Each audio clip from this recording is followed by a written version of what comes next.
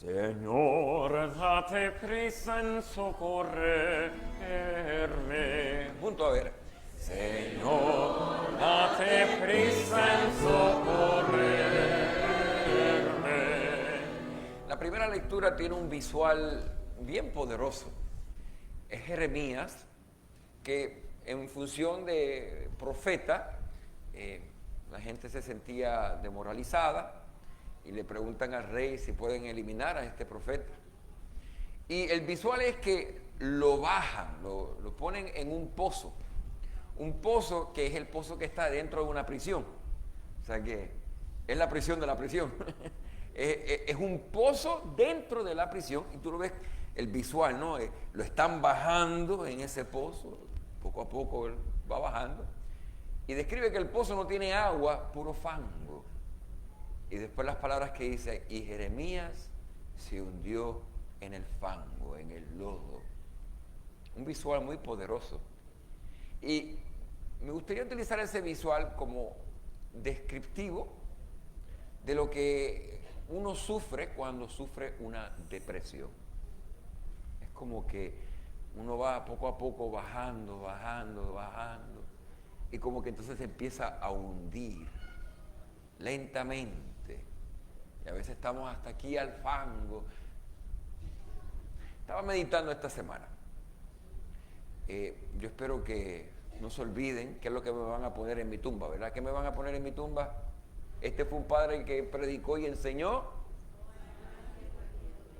Ok, muy bien, pues asegurarme de que no se hayan olvidado. Okay. No hay mal. No voy a explicar mucho eso porque ya espero que lo entiendan, si no me voy a morir aquí y entonces sí que lo van a entender. No hay mal que por bien lo venga. Ok, vamos a aplicarlo en relación a la depresión. ¿Por qué será que Dios permite la experiencia de una depresión?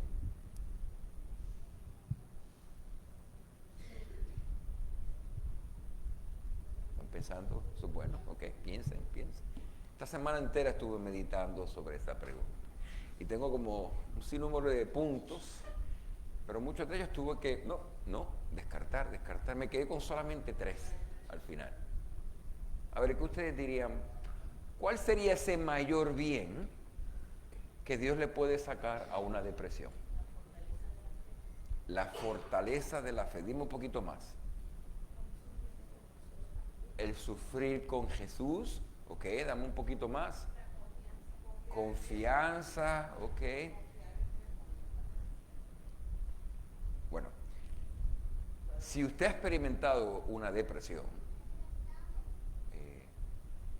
la cual lo siento y es algo muy difícil, ahí no hay razón que te saque de ese roto.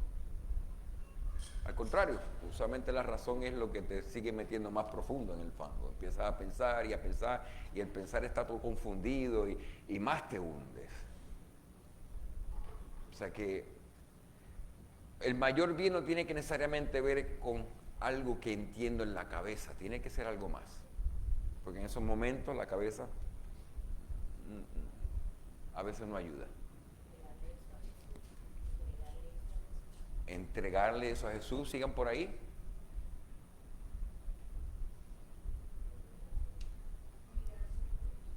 Mirar su cruz, síganle por ahí. La oración, pero ¿qué en específico en la oración?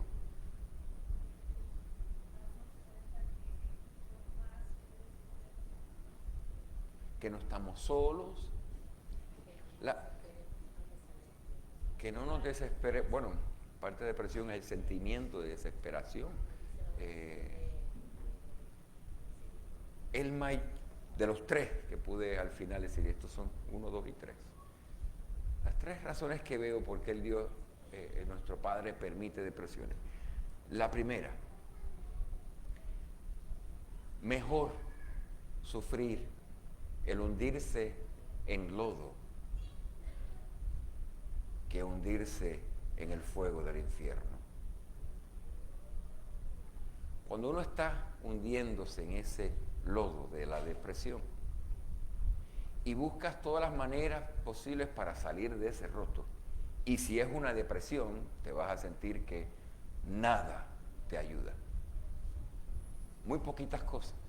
Quizás un terapista, quizás medicina, pero todo eso es como para ponerle curitas a una gran herida.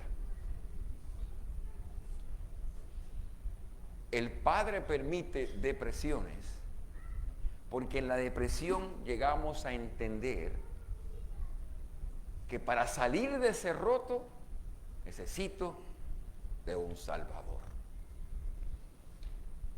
Necesito de un Salvador. Y el reconocer que necesito un Salvador es el paso a la salvación. Sí, podemos crecer mucho en conocimiento de nuestra fe, catequesis, estudios bíblicos, Cristo, Jesucristo, mi Señor, pero hasta que no estés tú en un roto, hundiéndote en fango, y clamas al Señor, Señor, sálvame. Señor, date prisa en socorrerme. Y desde ahí, en completa entrega, porque ya no tienes otra solución, y experimentas al Cristo que te salva, ese es el mayor bien. Que de otra manera, quizás nunca hubieras experimentado. A veces se nos sube la cabeza nuestro orgullo y nuestras capacidades de hacer tantas cosas buenas, pero no es hasta que estás en una depresión, que todo lo que tú tratas no te funciona y te sigues hundiendo, que cuando clamas al Señor, ahí lo podrás descubrir, entender y poder relacionarte a Él como lo que Él es, nuestro Salvador. Ese es el primero.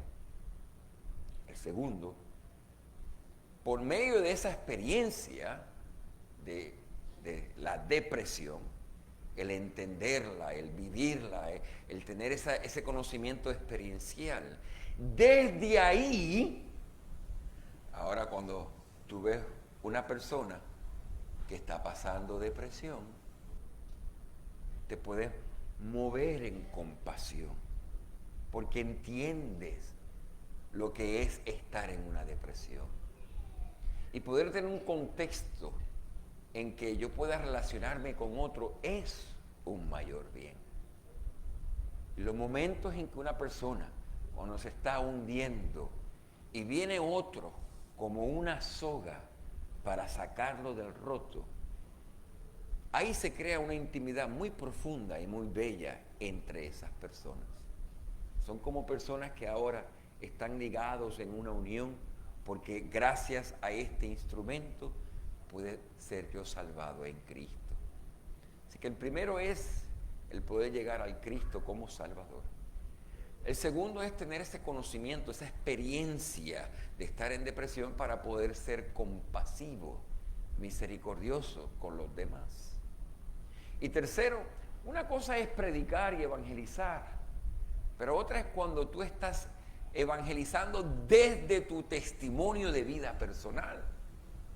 Cuando tú puedes decirle a alguien, Cristo está vivo, Cristo es poderoso, Cristo es mi Salvador, déjame contarte cómo fue mi experiencia. Y uno empieza a compartir desde ese vacío, desde ese lodo, y cómo clamaste al Señor. Y el Señor, ahí tú gritando, date prisa en socorrerme, y el Señor te salva. Ahora estás preparado, preparada para ir y compartir la buena nueva con todos, pero no una buena nueva de cabeza, una buena nueva de corazón. Cristo está vivo, Cristo es poderoso, Cristo es Salvador, es mi Salvador y también puede ser tu Salvador. Así que, ¿por qué el Padre permite depresiones? Uno, para que lleguemos a conocer que necesitamos de un Salvador y clamemos a Él. Dos, para que al experimentar la salvación en Cristo podamos tener la compasión, la misericordia ante otros cuando sufran la depresión. Y tercero, para poder ser testimonio del Cristo vivo por medio de tu propia experiencia que la compartes con los demás. Ahora, vamos a la segunda lectura, porque en la segunda lectura hay varios puntos prácticos que si estás sufriendo una depresión o alguien que tú conoces lo está sufriendo, son cosas que podemos hacer. A ver, vamos a la segunda lectura. Si puedes ir a la segunda lectura, por favor. Hermanos, rodeados como estamos por una ¿qué? Multitud de antepasados nuestros que dieron prueba de su fe. O sea que en el mismo concepto de lo que decía, que el mayor bien de una depresión es poder dar testimonio a otras personas y ayudar a otras personas. Si tú mismo te estás sintiendo en depresión, busca de esas personas. Personas que te van a entender. Personas que quizás tú sabes tuvieron una experiencia similar y pudieron salir del roto y experimentaron a un Cristo Salvador. Rodéate de esas personas. Habla con esas personas. Desahógate con ellos. Y con ellos, que ya te pueden dar testimonio de su propia fe, por la multitud de antepasados nuestros que dieron prueba de su fe, dejar que ellos sean como esa soga que en vez de bajarte, te suban de ese roto. Después dice, dejemos todo lo que nos estorba, librémonos del pecado que nos ata. Con frecuencia la depresión está atado con pecados. Entonces, si se te está combinando pecados con depresión, pues hay una solución. Confiésate y suéltate de esos pecados. O sea, desátate. Es más, ya es complicado el hecho de que tienes depresión y cuando lo juntas con pecados se pone más. Ahí sí que empiezas a hundirte más todavía. Así que si tienes un pecado, confiésalo. Después seguimos. Dice, para correr con perseverancia. ¿Por qué? Hay que seguir caminando, hay que seguir corriendo. Correr con perseverancia la carrera que tenemos por delante. Aquí hay un punto práctico que yo utilizo cuando a mí me tocan los momentos difíciles. Voy a hacer la analogía de los deportes. Antes yo hacía mucho los maratones, triatlones, recientemente hago más bicicleta, pero a veces hago distancias largas. Hace como un mes hice 100 kilómetros en bicicleta, me lastimé el codo, así que voy a tener que aguantarme por un buen tiempo de hacer ejercicio. Pero cuando uno está en esa distancia, oh, lo que me falta para regresar, o cuando eran las competencias, era antes de llegar a la mitad del camino ya te empieza a doler todo el cuerpo. Y si se supone que sea corriendo, y no he llegado a la mitad, ya me duele hasta el alma. Yo creo que no va a poder llegar a la meta. Y empiezan esos pensamientos de dolor, de quizás no voy a poder, quizás mejor me rindo, quizás tiro la toalla. Y cuando vienen esos pensamientos, una técnica que yo utilizo mucho es, me imagino cómo va a ser cuando llegue al final. Entonces, lo que estoy haciendo es una técnica muy sabia, es entretener mi cabeza con otra cosa, que no sea ni el dolor ni los pensamientos de rendirse, sino que empiezo a imaginarme cómo va a ser cuando yo llegue a esa meta. Y la música, y todo el mundo ahí, y yo ahí, y va a estar mis familiares y mi amistad, dale Carlos, dale, oh, ahí voy. Y al llegar, y está la cinta, y rompo la cinta, y todo el mundo, ¡guau! Y entonces me ponen la medalla, ¡felicitaciones! ¡Ya! No he llegado, pero ya me lo estoy gozando, ya me lo estoy saboreando. Y eso anestesia el dolor. Y cambia de enfoque, en vez de pensar, me voy a rendir, estoy pensando, no, yo sé que yo voy a llegar. Y ya me lo estoy gozando. Entonces me lo gozo antes, durante y después. Entonces, eso hay que aplicarlo en nuestras vidas.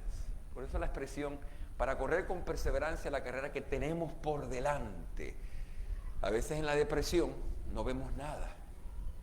O solamente nos quedamos en los pensamientos negativos. Por eso decía, a veces los pensamientos no ayudan. El pensar, ¿cómo salgo de una depresión? No, sale de una depresión con el Salvador. Pero técnicas que ayudan es, imagínate cómo te vas a sentir cuando ya salgas de ese pozo. Imagínate lo que vas a hacer con el mayor bien que el Padre le quiere sacar a esa depresión. ¿Con quién después vas a compartir la buena nueva? ¿Con quién vas a poder mejor relacionarte con compasión? Porque ya tú sabes lo que es una depresión. ¿Ves? Pensar en la meta o pensar en el mayor bien. Pero específico, no solamente en imaginarnos el final, pero la que dice aquí, la carrera que tenemos por delante, fija la mirada en Jesús. Eso es lo que está al fin de la meta. Al final de este correr en esta vida, es Jesús. El mismo Jesús a que clamamos que nos salve, es el mismo Jesús que estará en el final de la carrera. Aquí hay que recordar la parábola, no la parábola, el testimonio de San Pedro. Cuando estaban en medio de una tormenta y ven a Jesucristo caminando sobre las aguas. Y Pedro que le dice, si eres tú, haz que yo camine, que vaya hacia ti. Y Jesús, pues echa para acá, ven. Y entonces Jesús, ahí va Pedro, se sale de la barca y empieza a caminar, no solamente sobre agua, sino sobre aguas en medio de tormentas. Que no se nos olvide ese detalle. O sea, vientos, olas, el soplo, y encima de todo eso está caminando. Pero pudo, en la medida que tenía su mirada fija en Jesús. Cuando empezó a ver la tormenta, el viento, el agua, ¿qué pasó? Empezó a hundir. Lo mismo tenemos que hacer nosotros. Si te vas a quedar mirando la tormenta, el fango, el roto, la experiencia, el sentimiento, si estás mirando todo eso, te vas a hundir más. Pon la mirada fija en Jesús. Clama de él, Señor, date prisa en socorrerme, sálvame, y quédate fijo tu mirada en el Cristo. En confianza de que esto tendrá un mayor bien, y ya hemos hablado de esos mayores bienes, pero manteniendo la mirada fija en Jesús, autor y consumador de nuestra fe. Él, en vista del gozo que se le proponía, aceptó la cruz. Nota lo que acabo de decir ahí, ese es el principio de enfocarte no solamente en Cristo, sino el fin. ¿Cómo va a ser el fin? En vista del gozo que se le proponía. O sea, Jesús, pensando en el gozo que iba a venir después de la crucifixión, lo que venía después, en vista del gozo de lo que se le proponía, no tiene el gozo en el momento, está gozando en lo que se propone, lo que le dice el Padre. Después de todo esto vendrá un gran gozo para ti, para la humanidad, la reconciliación. Nota que Jesucristo está usando esa misma técnica. Él, Cristo, en vista del gozo que se le proponía, ya estaba entrando en gozo. Viendo la meta final, ya se la estaba saboreando. Viendo que la muerte le va a llevar a resurrección, ya eso le ayuda a entrar en muerte, y muerte en cruz. Él, en vista del gozo que se le proponía, aceptó la cruz sin temer su ignominia próximo. Por eso está sentado a la derecha del trono de Dios. Si estás sufriendo una depresión, esas son las cosas prácticas que puedes hacer. Pero en cierta manera está ligado con el misterio de la cruz. Es la cruz que te ha tocado. Abrazar la cruz con Cristo, mirada fija en Él. Empieza a gustar y saborear del mayor bien que Dios le quiere sacar a esa depresión. Por lo menos 3 ya hemos mencionado. Y quizás Dios quiere sacar otros mayores bien particulares a tu familia, a tus seres queridos, a tu situación particular. Pero siempre confiando que si Dios permite un mal, no hay mal que por bien no venga. Espero que en la misa de hoy podamos hacer lo siguiente. No solamente reconocer veces, o si estás sufriendo de una depresión, solamente reconocerlo, pero quiero que empecemos a mirar hacia la meta, pero a ejemplo de Cristo, sabiendo lo que va a venir, va a haber un mayor bien, acepto la cruz ahora. Y lo quiero que lo acepten, lo que estén sufriendo, para ponerlo en este altar. Gracias a Cristo, no solamente es el Salvador, pero nos ha dado un medio salvífico, cómo ser salvados. Y para nosotros, como iglesia, que lo hemos estado haciendo por 2000 años, el medio salvífico para que en Cristo experimentemos salvación, se está dando en este altar. Lo que estés sufriendo, eso, entrégalo en este altar. Para que en Cristo Jesús se una al sufrimiento de Cristo y junto con Cristo y tu mirada fija en Él, lo puedas ofrecer al Padre. Y ofrecerlo con plena confianza que el Padre lo recibe y te entrega a Cristo otra vez, tú en santa comunión con el cuerpo y la sangre de Cristo, y con Cristo el Salvador. Cuando termine la misa ha terminado, puedes ir en paz, puedes ir para hacer soga que salve a otros en Cristo Jesús. ¿Me siguen? Estaremos profundizando más en lo que acabo de decir en el retiro del sábado. Entender lo que es el poder redentivo del sufrimiento y entender cómo podemos ser esa soga que ayuda a otros, inspira a otros a encontrar a Cristo como su Salvador y unirlo eucarísticamente, que es el medio salvífico de poder unirse al Salvador y con el Salvador ofrecer lo que sufrimos para el bien de otros.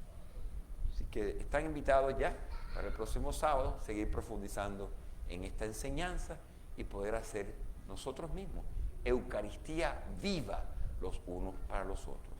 Con eso, a que este momento cierren los ojos y vayan a ese lugar donde se sienten que están como hundiéndose en fango.